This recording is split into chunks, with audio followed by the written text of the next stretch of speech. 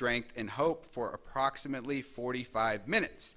We ask out of respect for the speaker to please remain seated until she has finished. It is my pleasure to introduce our speaker for this evening, Nikie B.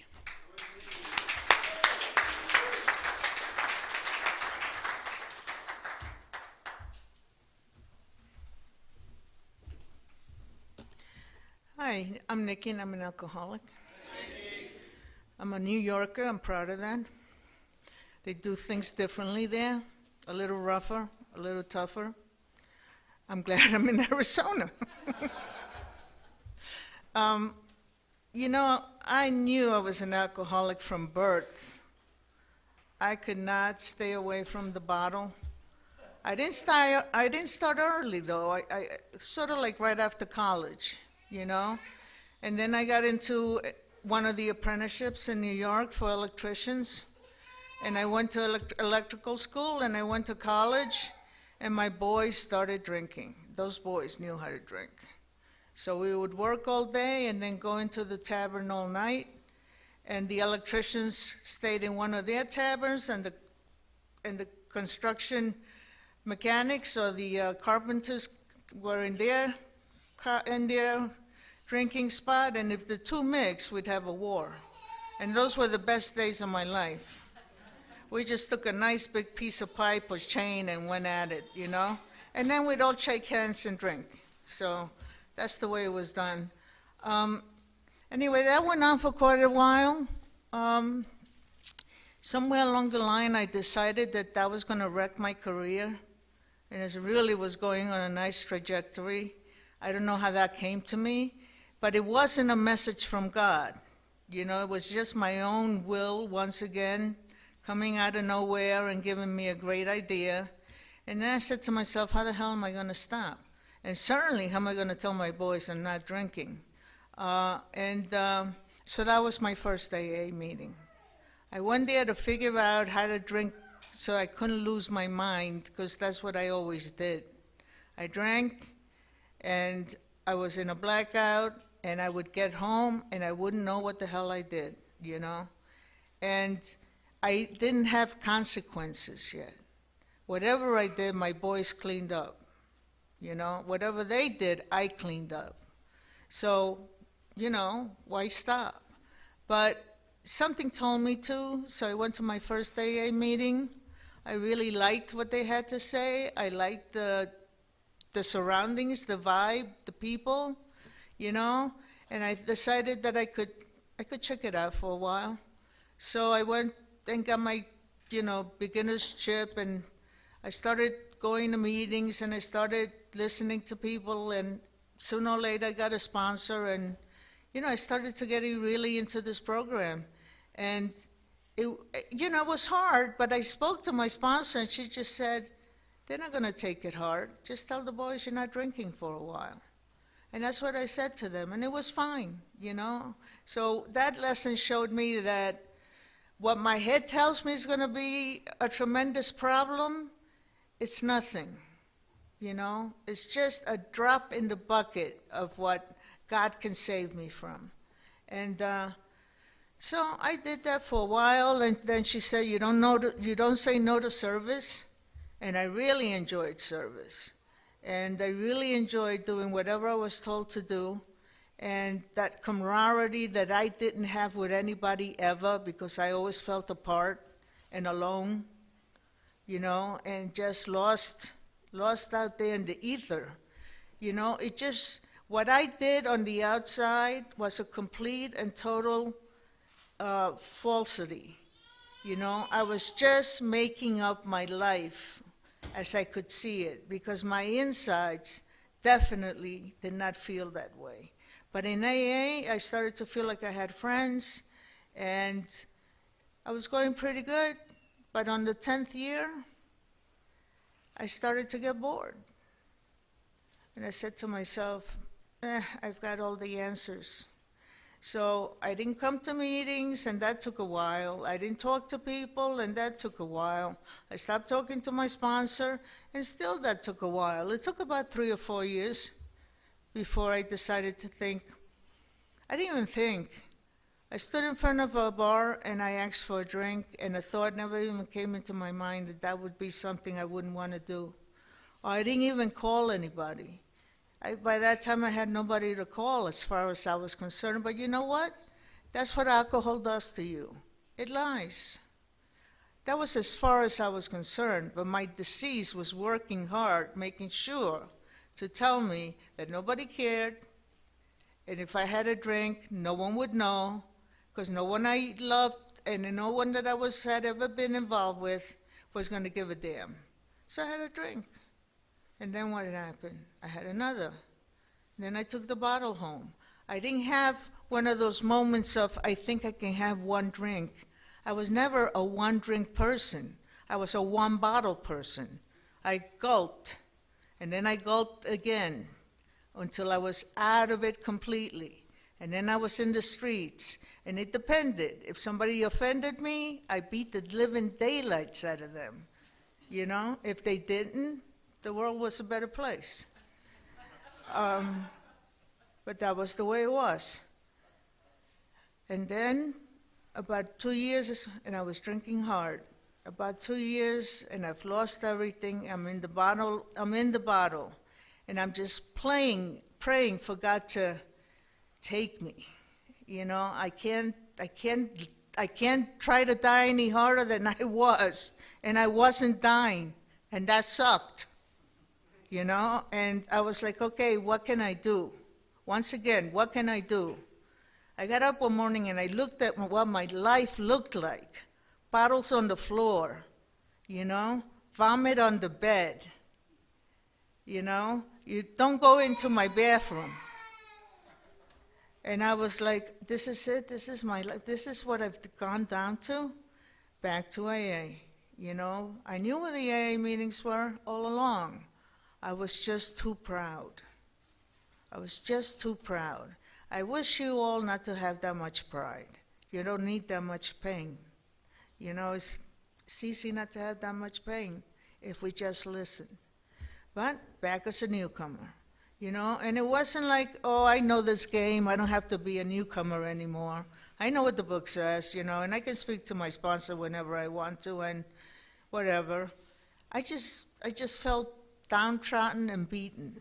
So I went to meetings again, and this time, after a while, after a year or two, I took sponsees, I talked to my sponsor, I started to have friends again, and I did the serious thing once more. 10 years come around, guess what? I was bored. Bored and out of my mind like you wouldn't believe. So boredom is the worst thing in my life. I cannot do boredom. I will drink. I finally learned that lesson after the second 10th year that I went out, you know, and drove myself crazy 4 years out there, you know, and ending up in the same place. And I came back. Let's do this rodeo one more time. And you know, I was frustrated because I just couldn't stay sober. And then finally, I was one day and I was praying on my knees, you know, giving God all the grace and glory he deserves because, you know, my life, I could have been dead twice, you know. And I remember praying and that hadn't happened. And I thought to myself, you know, if he doesn't want me dead, there must be a purpose to my life. So I came back and it was a pretty good life, you know, and everything that I had lost came back. The promises constantly came back to me over time, always, you know. And I thought to myself, why is it that you always want to wreck your life when there's such plentyhood in it, you know? Why is it that you would defy God in that way?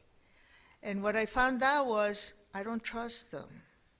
It was a revelation. I'd always had God in my life. You know, he had always had my back. But I didn't trust him. He had his level up here. I had mine on earth.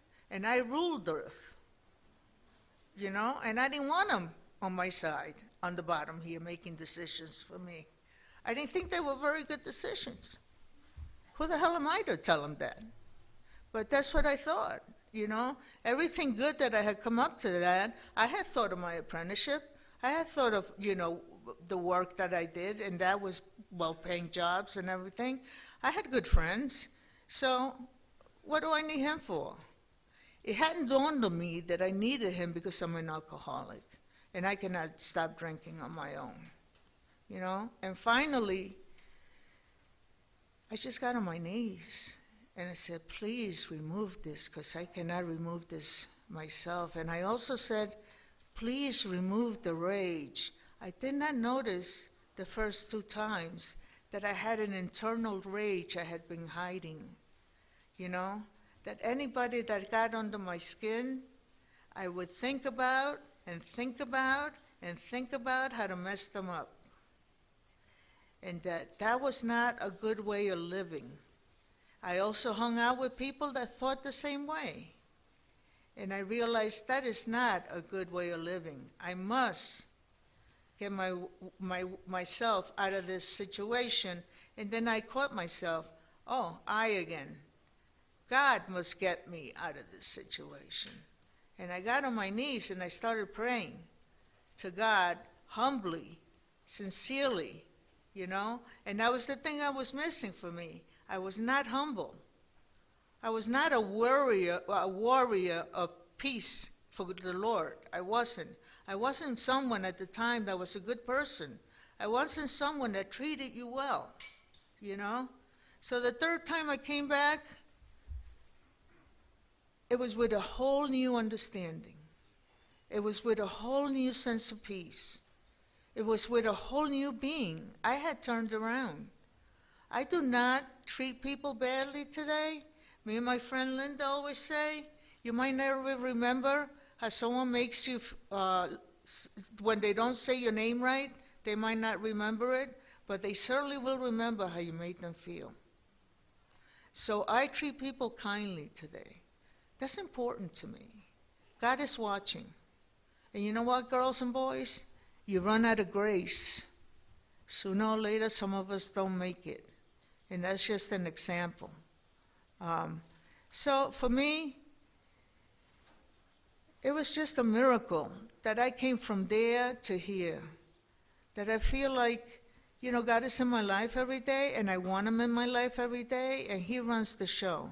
And I talked to a sponsor that believes this to the core, you know, and when I pray at night, it's all about gratitude, you know. And when I think about things, I cannot think about them alone because I don't know if my mind is telling me something right or something wrong. I have alcoholic drinking. I have been told that, and now I accept it to the core. I am an alcoholic. I get obsessed with it. It takes over my life. Its only mission is to ruin me. It's not enjoyable. Why we do it, we don't know yet. We do it because we're alcoholics. To that, what that means to me is to give more love, more understanding. Bring the many in. Some of us don't make it, but some of us do, and that's important to me. You know, to bring the message to another alcoholic is important to me, and I'm glad that I'm allowed to do it with this program. I also want to thank my honey, who's in the audience, who has seen me through everything. I've been sober, I've been not sober, I've been an idiot, I've not been an idiot, I've been everything. And I don't understand why she's with me today, but I have tremendous gratitude. Tremendous gratitude for that. And that's only a gift from God, you know? And you do as you're told, you know? If I have a great idea, I'm terrified. I don't want to have any great ideas. I'm perfectly being part of the ant colony. I like the ant colony. And I'm not the queen bee. That baby who works too much harder. She just works too hard. I don't like it, you know? I didn't realize I was that lazy, but that's possible. I was terrified that I wouldn't know what to talk about today. You ever feel like you've had a million lifetimes? My God, I can't remember the first one, or the second, or the third. You know, I don't remember faces so much anymore or names. And I'm getting older. And certainly even with my crowd, I'm like, you know, that orange store, and they go, Home Depot? I'm like, yeah, Home Depot. They say, oh, you ought to look into that. But that happens to me. I'm actually watching the show, and it's like, who's that dude? I know that dude. Who's that dude? You know? I don't know that dude. 3 hours later, I know the dude. But the one thing that I do know, to the core, and if you don't get this part, you might be asking for punishment. We admitted we were powerless over alcohol, that our lives have become unmanageable. When I work as an I, my life becomes unmanageable. I don't like great ideas because I have to run them through my sponsor, who will then tell me how stupid my idea is. You know, and I cannot get the resentment because I know I'm stupid when I have those great ideas. I don't know why I brought them to her. But please do. Please do. Because if your great idea gets out of hand, we don't know what's going to happen. So either share it at a meeting or share it with your sponsor, share it with your friends. But don't think you're having a great idea because, you know what, it runs you right into alcohol. I'm done with being an I. I don't want to be an I anymore. I want to be a we. By myself, I don't do anything well. By myself, I end up drinking. I've taught it to myself over and over again. By myself, I will take drugs. By myself, I will not be able to manage my drugs. Someone else has to manage my drugs. Whether, you know, and I'm not talking, you know, drugs on the street. We're talking prescription medicine. You know, I need to make sure someone else handles what I take. Because of myself, I don't trust myself. I don't take alcohol because I know what I've become. And then there's God. And you know, God is the only one that has brought me this far. And God is the only one that can keep me from a bottle. There will be a time when there's only you and God and no one else.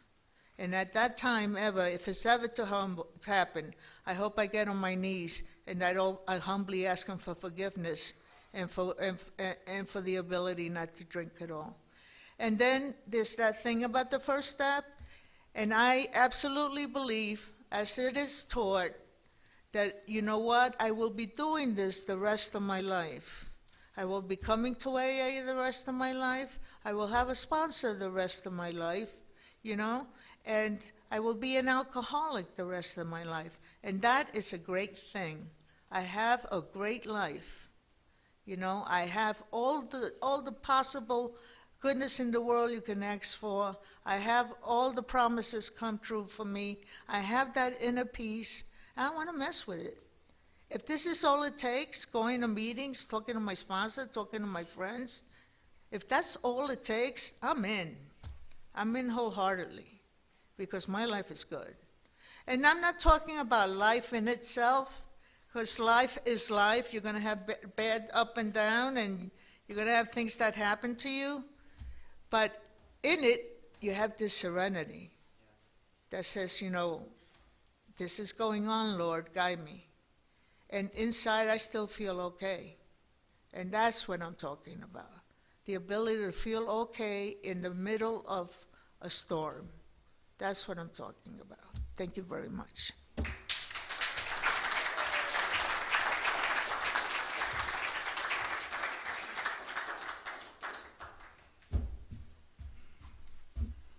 All right. Thank you very much. Let's give Nikie another round, please.